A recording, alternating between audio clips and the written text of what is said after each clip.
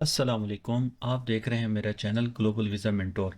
अगर आप भी आने वाले वक्त में पाकिस्तान आने का इरादा रखते हैं तो ये वीडियो आपके लिए है, क्योंकि आपके लिए बहुत बड़ी खुशखबरी है कि पाकिस्तान नादरा ने 192 कंट्रीज़ को पाकिस्तानी वीज़ा देने का ऐलान किया है।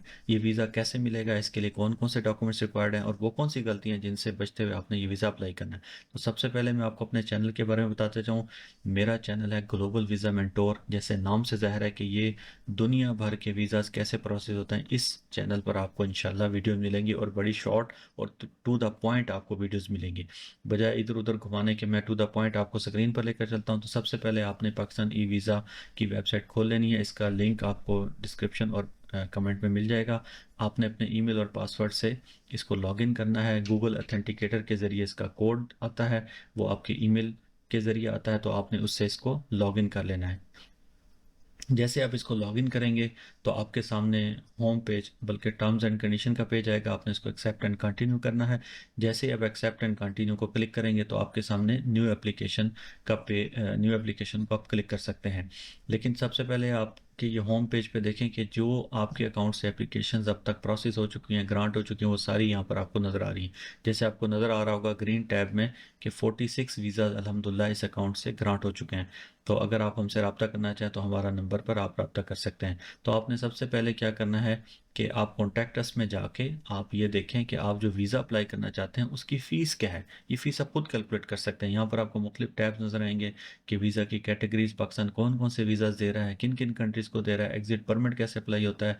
अच्छा, अब ये देखिए, ये फ़ीस का जो टैब है इसको आप जैसे ही क्लिक करेंगे तो यहाँ पर सिंपल सा एक कैलकुलेटर है। क्या है कि आपने वीज़ा कैटेगरी सेलेक्ट करनी है। फॉर एग्जांपल हम फैमिली विजिट कर लेते हैं। वीज़ा सब कैटेगरी सेलेक्ट करनी है।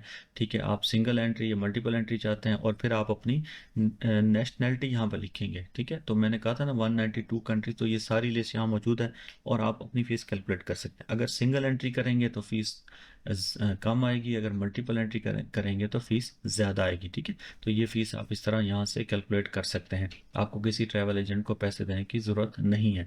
इसी तरह यहाँ से आप वेरिफिकेशन के टैब पे जाकर अपने वीज़े को वेरीफाई भी कर सकते हैं। चलते हैं हम न्यू एप्लीकेशन को जैसे ही क्लिक करेंगे तो आपने यहाँ से न्यू एप्लीकेशन को क्लिक करने के बाद पाकिस्तान वीज़ा के बॉक्स को टिक करना है। जैसे आप इसको करेंगे तो आपको नेशनैलिटी पूछेगा, तो आप कोई जो आपकी नेशनैलिटी है वो आप लिख दें। फॉर एग्जांपल मैं समझाने के लिए कनाडा यहाँ से सेलेक्ट कर लेता हूँ। ठीक है, और नीचे इसको सिंपली नो करके स्टार्ट एप्लीकेशन कर देंगे। तो जैसे ही आप स्टार्ट एप्लीकेशन करेंगे तो आपके सामने एक और विंडो ओपन हो जाएगी जहाँ पर हमने अपना बेसिक जो डाटा है वो लिखना होता है। देखते हैं, सबसे पहले आपने वीज़ा की कैटेगरी सेलेक्ट करनी है जो कि फैमिली विजिट है। वीज़ा की सब कैटेगरी वो भी फैमिली विजिट है। ठीक है, एप्लीकेशन टाइप एंट्री होती है और एक्सटेंशन भी होती है। एक्सटेंशन यानी वीज़ा की एक्सटेंशन, सिंगल एंट्री कर दें इसको और फैमिली विजिट पर्पस में सेट कर लें। ठीक है, फिर दोबारा से आपसे कंट्री पूछ रहा है तो आपका कंट्री जो नेशनैलिटी है वो कनाडा है और कनाडा में जो जहाँ पर पाकिस्तानी एम्बेसी आपके करीब है आप वो सेलेक्ट कर लें। ठीक है, इसी तरह यहाँ से आपसे पूछ रहा है कि आप पाकिस्तान में किस पोर्ट से एंटर होंगे, तो आपने एज़ पर अपने टिकट की इन्फॉर्मेशन के ये इसको सेलेक्ट कर लेना है। नीचे अराइवल और डिपार्चर डेट भी आपकी एज़ पर टिकट ही होगी। ठीक है, ये फॉर्मेलिटी है, इसमें डमी डाटा भी आप लिख सकते हैं, इसका कोई इशू नहीं है। तो यहाँ से फ़िलहाल हम कोई डमी डाटा यहाँ से अराइवल और डिपार्चर डेट लिख लेते हैं। इसके बाद आपसे कनाडा का पासपोर्ट नंबर पूछ रहा है, वो आपने बड़े केयरफुली लिखना है। अगर ये गलत हो गया तो ये इन्फॉर्मेशन बाद में एडिट, पासपोर्ट अगर वीज़ा मिल जाए तो फिर ये एडिट नहीं हो सकती। इशूइंग अथॉरिटी ये आपके पासपोर्ट के ऊपर लिखी होगी, तो आपने वहाँ से देखकर कनाडा की इशूइंग अथॉरिटी लिख लेने हैं। ठीक है, पासपोर्ट का कंट्री दोबारा पूछ रहा है तो वो कनाडा है। ठीक है, पासपोर्ट की इशू और एक्सपायरी डेट पूछ रहा है, तो ये याद रखिए कि आपका जो पासपोर्ट है वो कम से कम 6 मंथ्स के लिए वैलिड होना चाहिए। तो ये आप अपने पासपोर्ट से देखकर इशू डेट और एक्सपायरी डेट लिख लें। और फिर पूछ रहा है कि आपके पास कोई और कंट्री का पासपोर्ट तो नहीं है, आपने इसको नो करके सेव कर लेना है। आगे पर्सनल इंफॉर्मेशन का परफॉर्मा आपके सामने खुल जाएगा। यहाँ पर आपने सबसे पहले जो है अपना लास्ट नेम लिखना है, फिर फर्स्ट नेम लिखना है और फिर आपने अपना जो कंट्री ऑफ बर्थ है वो आपने सेलेक्ट करना है कि पाकिस्तान, अफगानिस्तान जो भी है वो आप यहाँ पे लिख लेंगे। प्लेस ऑफ द बर्थ भी आपके पासपोर्ट पे लिखी होती है, वहाँ से लिख लें। डेट ऑफ बर्थ, ठीक है, अगर आप 18 ईयर से कम एज के हैं तो आपको पेरेंट कंसेंट लेटर भी साथ लगाना है। ठीक है, बाकी सारी चीज़ें फॉर्मेलिटी हैं, क्योंकि इन पे स्टार नहीं लगा हुआ, जेंडर पे स्टार है, ये आप इसमें सेलेक्ट कर लें, मेल या फीमेल। इसी तरह अपना ईमेल एड्रेस आप यहाँ लिखें और कनाडा का फ़ोन नंबर लिख लें, ठीक है। ये सारी चीज़ें आप बाकी सारी चीज़ें छोड़ दें क्योंकि उन पे स्टार नहीं लगा हुआ। ये लिखने के बाद आपने सिंपली इसको सेव कर लेना है, और कोई और नेशनलिटी है तो वो लिखें येस वरना नो करके सेव कर दें। साथ साथ आप देखते जाएं ऊपर आपकी फ़ीस भी शो होती जा रही है, ठीक है। अब आपकी फैमिली इन्फॉर्मेशन है, इसमें सिर्फ आपने अपने फादर और मदर का डाटा डालना है। इसके अलावा आपने इसमें कुछ भी नहीं डालना, ठीक है। फ़िलहाल हम इसमें डमी डाटा लिख रहे हैं, और उनकी फादर और मदर की नेशनलिटी आपने बतानी है, ठीक है, वो क्या है, और वो आपके साथ जा रहे हैं कि नहीं जा रहे। आप लिख दें नो, और इसके बाद आपने ऐड मेंबर पे जब क्लिक करेंगे तो वो उनका जो डाटा है वो नीचे एंटर हो जाएगा, ठीक है। इसी तरह आप अपने फादर और मदर का दोनों का डाटा आपने यहाँ पे डालना है। पहले मदर का हो गया, अब ये फादर का हो गया। इसमें सिर्फ आपने उनकी नेशनलिटी में इस पर फोकस करना है। इसके बाद आप बताएं कि आप जॉब वगैरह करते हैं वो लिखना है, अदरवाइज़ आप इसको नो करके सेव कर लें। यहाँ पर वो आपसे पूछ रहा है कि आपकी कोई प्रीवियस पाकिस्तान की हिस्ट्री है, अदरवाइज़ ये सारे बॉक्सेस नो करके आप इसको सेव कर लें। आज़ाद जम्मू कश्मीर में आपका विज़िट है तो आप यस करें वरना नो कर दें। आप पाकिस्तान में कहाँ रहेंगे, होटल में रहेंगे या किसी बंदे के पास जाएंगे या रिश्तेदार के पास जाएंगे, उसका आपने नेशनल आईडी कार्ड का नंबर यहाँ पे लिखना है, ठीक है। और ये तकरीबन सबका यही होता है। अगर वो पाकिस्तानी स्पॉन्सर हैं तो आप उनका आईडी कार्ड भी साथ लगाएं, ठीक है, और स्टाम्प पेपर भी उनसे ले लें, ये बहुत फ़ायदेमंद होगा।